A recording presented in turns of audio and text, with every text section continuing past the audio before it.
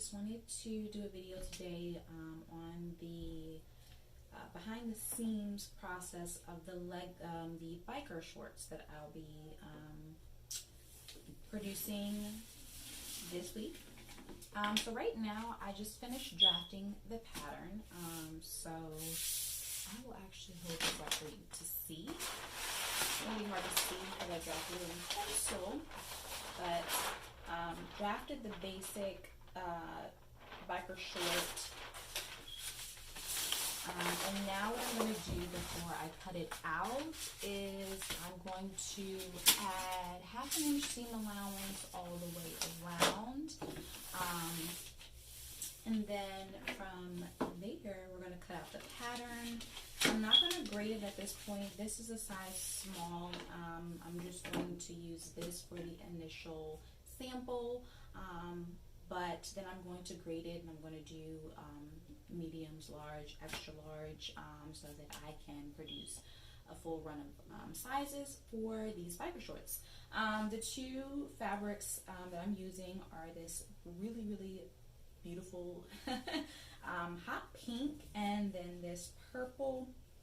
I also use these on a legging that I did not too long ago, like a workout pant legging.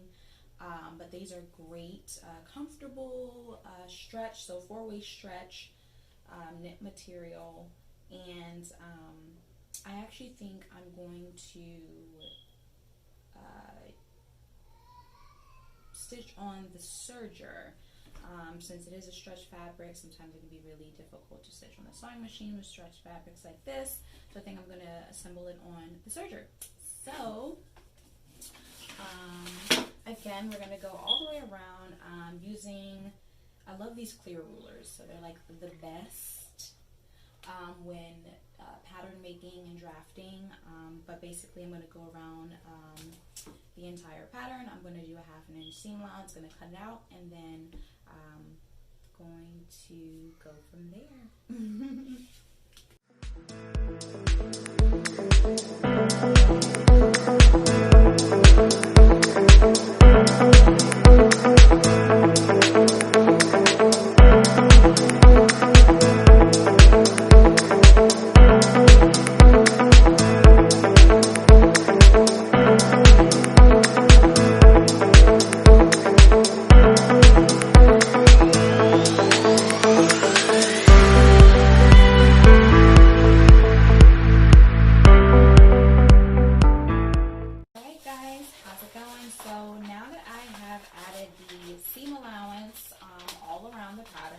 Normally I would add a little bit more of a hem allowance to the pattern, but these biker shorts are already, I drafted them a little long, so I'm going to have a little bit more room already to work with if I want to take it up and make them a little shorter.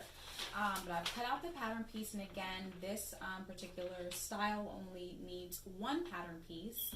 And when this pattern is completely finished, it will actually be labeled, so it will have the name of the pattern. You'll excuse my son, he's downstairs, it's lunchtime.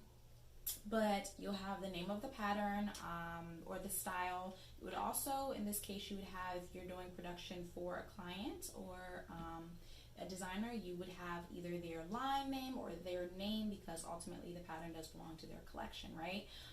So then you would also have the date that the pattern was made. So with patterns, there are a lot of revisions that need to be made. So you would definitely want to make sure that your patterns are dated, so that you know which ones you did first and which are the most recent ones for that particular look and design. You'll also want to have your name as the pattern maker. If you made the pattern, you're going to want to put your name on there as well. And then you're going to also include how, for this particular piece, you're going to say what the pattern piece is. So right now, let's see. Right now, this is actually the front. This is the right side, right? This is the right side. If I wanted to, I could also draft another pattern piece that goes this way, and that would be the left side of the biker short. So I would put something akin to right side biker short. I could do another piece, or I could just leave it with this piece, and I could do another piece that looks like this, that's, you know, the reverse, and say left side biker short, right? So you're definitely going to want to put what the actual pattern piece is, and then you're going to want to notate how many pieces the cutter is supposed to cut of that pattern piece. So for this, because I'm only using this one pattern piece, and I'm not going to make a reverse side because this can easily, you could cut two, and they would cut two in the fabric and the self fabric, and you'll have your two pieces that you need. So that's just a little one-way workaround when you have pieces like this that are symmetrical.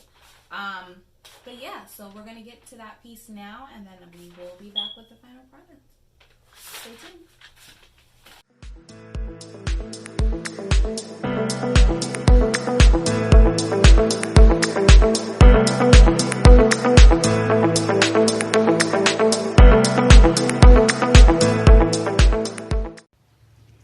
So I am almost finished with the biker shorts, small, medium, large, in the pink and in the purple.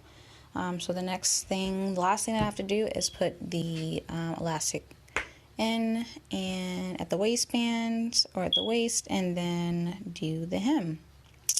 And I'm going to do a twin needle hem. So yeah, these bad boys are almost done. Yay!